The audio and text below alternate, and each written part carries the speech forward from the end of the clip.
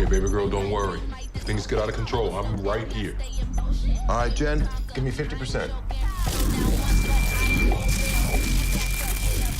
Wow.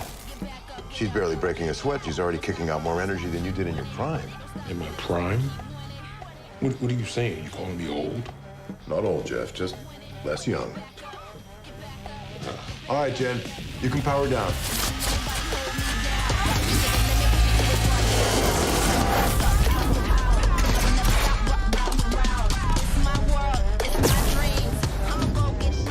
My bad.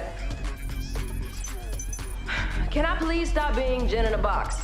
Honey, just a second.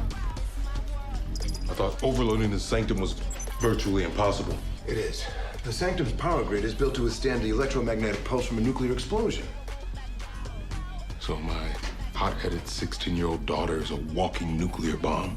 Not nuclear, Jeff, but like Piranha said, she is powerful. Extremely powerful. After all she's been through, I'm not sure if she's stable enough to keep her abilities in check. Dad? Yeah. You know Anissa taught me how to read lips, right? So thank you for your vote of confidence. I appreciate it.